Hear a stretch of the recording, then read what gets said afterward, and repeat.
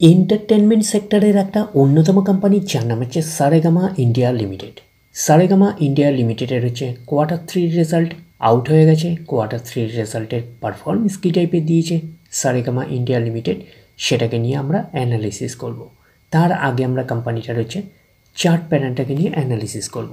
দেখব যে শেয়ার হোল্ডারদের কতটা রিটার্ন জেনারেট করেছে বা ওয়েলথ ক্রিয়েট করে দিয়েছে, সেটাকে নিয়ে আগে আমরা ফার্স্ট অ্যানালিসিস করব।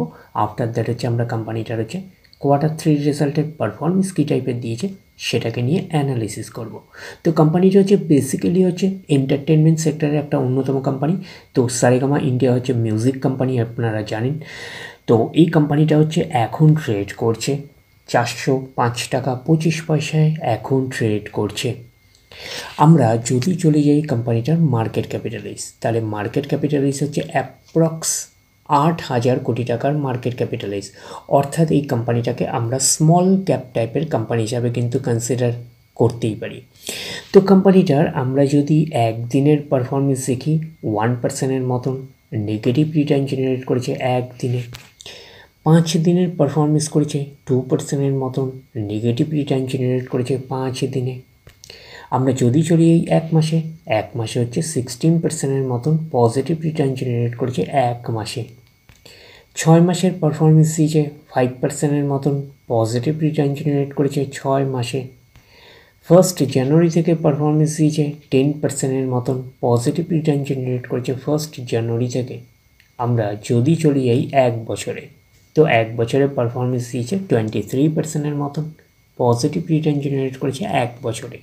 তো ন্যাচারাল ব্যাপার, আমরা জানি যে শর্ট টার্মে সেভাবে ওয়েলথ ক্রিয়েট হয় না স্টক মার্কেট থেকে। যত লং খেলবেন স্টক মার্কেটে তত হচ্ছে ওয়েলথ ক্রিয়েট হয়। বাট এই কোম্পানিটা কিন্তু শর্ট টার্মে অর্থাৎ এক বছরে কিন্তু একটা ওকে টাইপের পারফরমেন্স করেছে, আমরা এইটুখানি বলতেই পারি। তো এখন দেখার বিষয় কোম্পানিটা কি লং টার্মে ভালো পারফরমেন্স করেছে, লং টার্মে কি শেয়ার হোল্ডারদের ওয়েলথ ক্রিয়েট করে দিয়েছে, সেটাই কিন্তু এখন আমাদের দেখার বিষয়। তাহলে আমরা চলে যাচ্ছি কোম্পানিটার 5 বছরের চার্ট প্যাটার্নে। তাহলে 5 বছরে কীরকম পারফরমেন্স করেছে, 616%-এর মতন পজিটিভ রিটার্ন জেনারেট করেছে 5 বছরে। তো 100% মানে ইনভেস্টমেন্ট হবো, তো ইনভেস্টমেন্টকে এইটুখানি বলতে পারি 7 গুণের কিন্তু বেশি করে দিয়েছে 5 বছরে। তো 5 বছরে কিন্তু হিউজ ওয়েলথ ক্রিয়েট করে দিয়েছে শেয়ার হোল্ডারদের, আমরা এইটুখানি বলতেই পারি। তো এইবারে আমরা চলে যাব কোম্পানিটার ম্যাক্সিমাম চার্ট প্যাটার্নে। তাহলে ম্যাক্সিমাম চার্ট প্যাটার্ন হিসাবে পারফরমেন্স করেছে কত, 18,155%-এর মতন পজিটিভ রিটার্ন জেনারেট করেছে অল টাইম বা ম্যাক্সিমাম। তো কোম্পানিটা লিস্টেড হয়েছে কবে, 1999-এ। তাহলে 1999 থেকে কিন্তু এখনও অবধি রিটার্ন জেনারেট করেছে 18,155%-এর মতন পজিটিভ রিটার্ন জেনারেট করছে। তো ম্যাক্সিমাম চার্ট প্যাটার্নটা কিন্তু লেফট টু রাইট ওপরের দিকে মুভ করছে।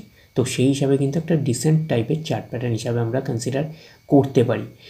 বাট যেহেতু কোম্পানিটা একটা স্মল ক্যাপ টাইপের কোম্পানি, তো সেই কারণে আপনাদের যেরকম রিটার্নও হিউজ দেবে সেরকম কিন্তু বড় বড় কারেকশানসও হবে, এটুকুনি কিন্তু মাথায় রাখবেন। তো এইসব জায়গাগুলোতে যদি এক্স্যাক্টলি ক্যালকুলেশন করে দেখেন তাহলে কিন্তু আপনারা বড় বড় কারেকশানস কিন্তু দেখতে পারবেন। স্টকটার নেচারই এইরকম, যেহেতু কোম্পানিটা একটা স্মল ক্যাপ টাইপের কোম্পানি। তো এখন দেখার বিষয় কোম্পানিটার কোয়ার্টার 3 রেজাল্টের পারফরমেন্স কী টাইপের দিয়েছে। তাহলে আমরা চলে যাচ্ছি কোম্পানিটার কোয়ার্টার 3 রেজাল্টে। আমরা চলে আসলাম কোম্পানিটার হচ্ছে কোয়ার্টার 3 রেজাল্টের পিডিএফ ফাইলে। আগে আমরা আমরা দেখে নেব যে কোম্পানিটা ডিভিডেন্ড ডিক্লেয়ার করেছে নাকি, এটাকে আগে আমরা দেখে নেব। তো একটু লার্জ করে নিই। তো এখানে লেখা আছে, দেখতেই পাচ্ছেন, ডিক্লেয়ার অ্যান্ড ইন্ট্রিম ডিভিডেন্ড 4 টাকা করে। 4 টাকা করে কিন্তু ইন্ট্রিম ডিভিডেন্ড ডিক্লেয়ার করেছে। তো ইন্ট্রিম ডিভিডেন্ডের ক্ষেত্রে কিন্তু শেয়ার হোল্ডারদের অ্যাপ্রুভালের প্রয়োজন হয় না, এইটুখানি কিন্তু মাথায় রাখবেন। এইবারে আমরা চলে যাচ্ছি কোম্পানিটার হচ্ছে কোয়ার্টার 3 রেজাল্টে। দেখবো যে কোয়ার্টার 3 রেজাল্টের পারফরমেন্স কী টাইপের দিয়েছে। তাহলে আমরা চলে আসলাম কোম্পানিটার হচ্ছে কোয়ার্টার 3 রেজাল্টে। আগে আমরা দেখে নেব যে সিকোয়েন্সগুলো ঠিকঠাকভাবে সাজানো রয়েছে নাকি, এটাকে আগে আমরা দেখে নেব। এটা হচ্ছে এই কোয়ার্টার, মিস হচ্ছে কোয়ার্টার 3, এটা প্রিভিয়াস কোয়ার্টার, আর এটা হচ্ছে এক বছর আগে। তাহলে সিকোয়েন্সগুলো ঠিকঠাকভাবে সাজানো রয়েছে, আমরা এইটুখানি বলতে পারি। তো অ্যামাউন্টগুলো কিসে দিয়েছে, অ্যামাউন্টগুলো কিন্তু ল্যাক্সে দিয়েছে অ্যামাউন্টগুলো। এইবারে আমরা চলে যাব কোম্পানিটার হচ্ছে টোটাল ইনকামে। তো টোটাল ইনকামে যাওয়ার আগে আমরা কী করবো, একটু লার্জ করে নিয়ে অ্যাডজাস্ট করে নেবো, তাহলে আপনাদের কাছে ব্যাপারটা আরও ভিজিবল হবে। তো এইবারে আমরা চলে আসছি কোম্পানিটার টোটাল ইনকামে। তাহলে কী পাচ্ছি, এই কোয়ার্টার মিস হচ্ছে কোয়ার্টার 3-তে কত আছে, 21,922। প্রিভিয়াস কোয়ার্টারে ছিল 18,555 এবং এক বছর আগে ছিল কত, 19,708। তাহলে এক বছর আগের 19,708টা এখন কত হয়ে গেছে, 21,922। তাহলে আমরা বলবো ইয়ার অন ইয়ার বেসিস কিন্তু জাম্প রয়েছে টোটাল ইনকামে।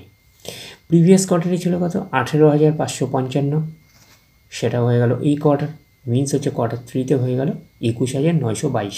তাহলে আমরা বলবো কোয়ার্টার অন কোয়ার্টার বেসিসও কিন্তু জাম্প রয়েছে টোটাল ইনকামে। তো ন্যাচারাল ব্যাপার, আমরা জানি যে ইনকাম করতে গেলে কোম্পানিকে এক্সপেন্সেস করতেই হবে। তো এখন দেখার বিষয়ে কোম্পানিটা ইনকাম করতে গিয়ে কতটা এক্সপেন্সেস করেছে। তাহলে আমরা চলে আসলাম টোটাল এক্সপেন্সেসে। এই কোয়ার্টার মিস হচ্ছে কোয়ার্টার 3-তে 14,914। প্রিভিয়াস কোয়ার্টারে ছিল 11,995 এবং এক বছর আগে ছিল 12,602। তাহলে এক বছর আগের 12,602টা এখন কত হয়ে গেছে, 14,914।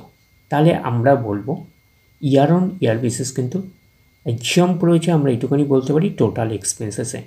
প্রিভিয়াস কোয়ার্টারে ছিল কত, 11,995, সেটা হয়ে গেল এই কোয়ার্টার, মিনস হচ্ছে কোয়ার্টার 3-তে হয়ে গেল 14,914।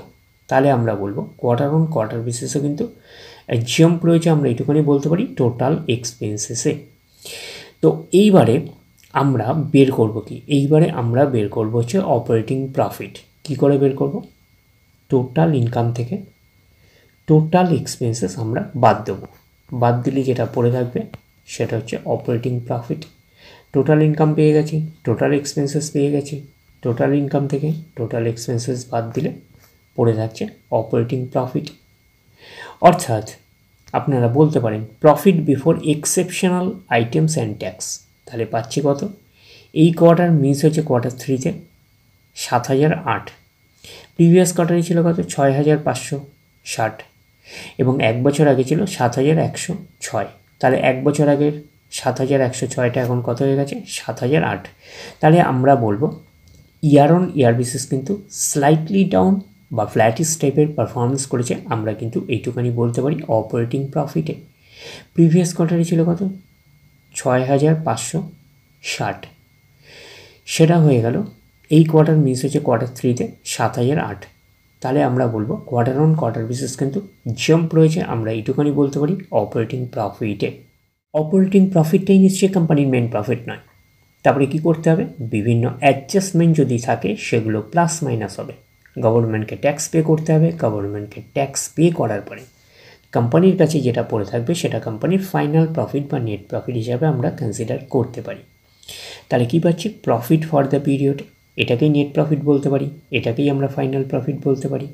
তাহলে আমরা পাচ্ছি এই কোয়ার্টার মিস হচ্ছে কোয়ার্টার 3-তে 5,235।